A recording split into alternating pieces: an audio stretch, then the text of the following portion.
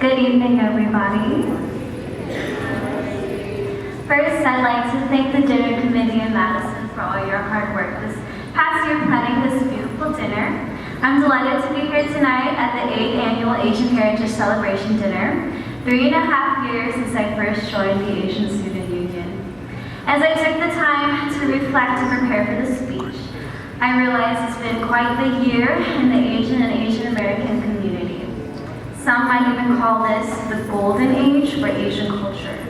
We've taken the world by storm, from the box office hit of Crazy Rich Asians to the blow up of BTS and growing number of ARMY fans, to the tears shed watching Pixar's Bow for the first time, to Chloe Kim being the youngest woman to win an Olympic snowboarding medal, and to Jin Park becoming the first DACA recipient to win the prestigious Rhodes Scholarship, to Sandra Oh and Aquafina for making us laugh while hosting SNL, to Asan Minaj for hosting Patriot Act on Netflix, to hearing my classmates talk about tidying up with Marie Kondo and how it's dramatically changed their lives, to the rise in social media of new Asian American platforms such as Subtle Asian Traits, and my personal favorite, the fake McDonald's ad that went absolutely viral, calling out the fast food chain for its lack of diversity in advertisement. One might assume that my cultural pride as an Asian American woman must be at a sky high right now, but not exactly. Let me explain. First, I would like to introduce myself. As the MCs mentioned, my name is Mercy Chang. I am a chemistry major here at IUPUI. I'm an Asian American, and among many other first generation and second generation immigrants, we are often called the third culture kids because we've created a third culture among ourselves that is neither truly Asian nor truly American. As a result, much of my life has been quite a tug of war at never fitting into Asian norms, but not necessarily feeling like I go along in the American culture either. Was I supposed to stay silent, or was I supposed to speak up? Obey authority or challenge it? For me, growing up, it was a place of tension that I lived in, not knowing how to reconcile the two cultures from my upbringing. The development of my cultural identity has not easily evolved, which I'm sure has not for many of you here tonight. There were many times I was confused, even rejecting parts of my inherited culture. By other standards, I felt like I was the epitome of Asian stereotypes. I mean, I'm short, I have dark hair and brown eyes, I took advanced math courses all my life. I felt socially awkward and I was really bad at sports. I tried to fit in, and by that I meant I tried to avoid my Asian American culture and identity. And this hurt my self-esteem and my self-confidence, because even though I wanted to fit in, I was trading that acceptance for self-worth from others. And I let racial comments pass by me like they were just jokes, but they weren't. I always felt disconnected with my own culture. I would realize that no matter what, if assumptions made about you are right or wrong, that they are stereotypes about your culture and your identity.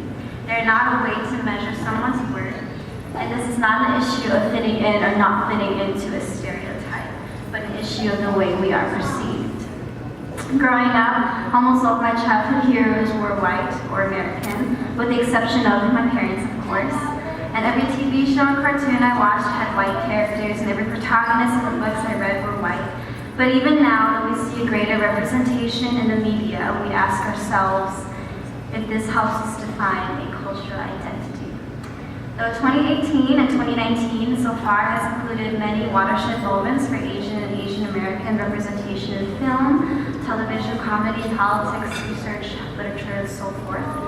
Hopefully in the next few years, Asians and Asian Americans can stop having to worry about visibility and being seen, and consider what kinds of representations we'd like to see and what we should see more of. As In Kun Kong discusses in her Browbeat article, consider the representations of old Asians, of poor Asians, of Southeast Asians, non-English speaking Asians, undocumented Asians, Asians in reality shows, meathead Asians, adopted Asians. The list goes on.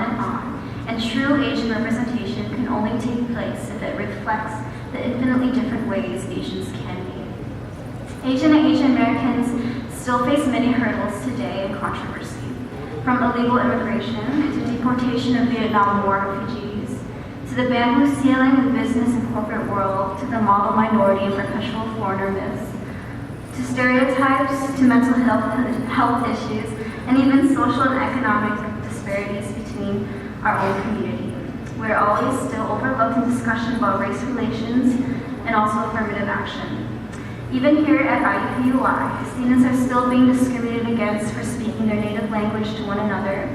Students are not being welcomed into their schools, not by just students, but educators as well. Granted, IUPUI prides itself in its diversity and inclusion, but while we do not have some faculty members who identify with the Asian Pacific Islander, Dead Sea American, APIDA community, we question how many are tenured and permanently available to students. The Chinese Confucius Institute, one of the biggest resources on campus for students seeking to learn the Chinese language and culture, was recently closed on campus and what is becoming a trend in many other academic institutions. I wonder whether those who support these actions have ever been to China or have spoken to Chinese or Chinese American students about, or even understand contemporary China. And I'm not here tonight to argue U.S. foreign policy, because even I do not agree with all the decisions made. But these current events remind us every day about the prejudice and the tragedy against those innocent individuals who are the most affected, which is the students. Joining the Asian Student Union here at IUPUI was one of the best decisions I have ever made in my life. As embarrassed and confused as I was about my identity growing up, I now know to be proud and happy for who I am. And I love being Asian, being Hmong, being female, being a citizen of the world, and everything in between, and I wouldn't have it any other way. As someone who wasn't sure where they could fit in, afraid of having no place of belonging on campus, ASU is and will always be a family to me. I've had the great opportunity to see the organization flourish and grow into what it is today.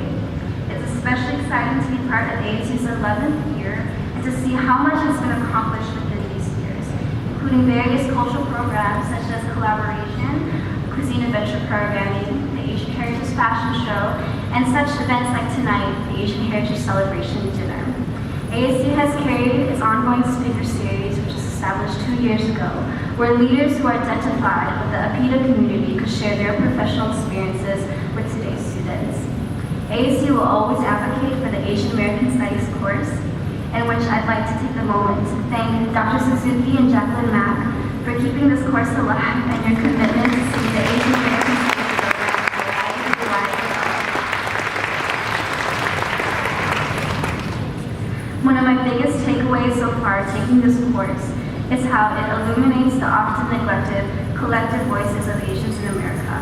It opens up new understandings of the contemporary Asian American experiences and equips Asian Americans such as myself with the tools to comprehend and to vocalize our own personal understanding and values.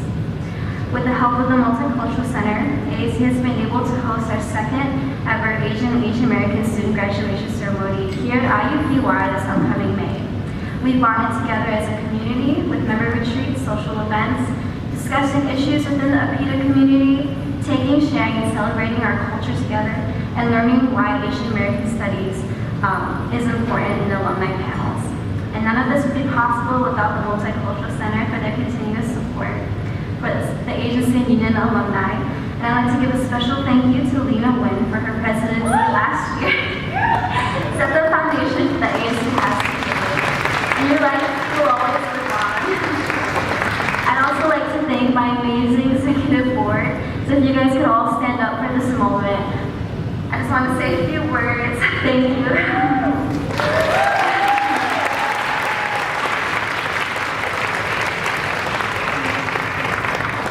You guys have worked so hard as a team, and I'm so proud that all that's been achieved because of you guys.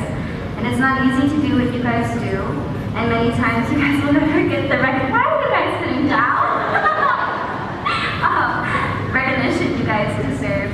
But I'm so grateful to have served with you this year, and I also like to to welcome the new incoming executive board. So if you guys could just stand up for a moment.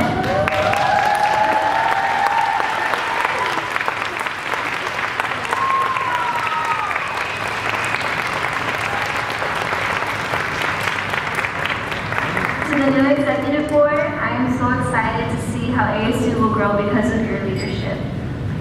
Let's give a hand for all the leaders of ASU.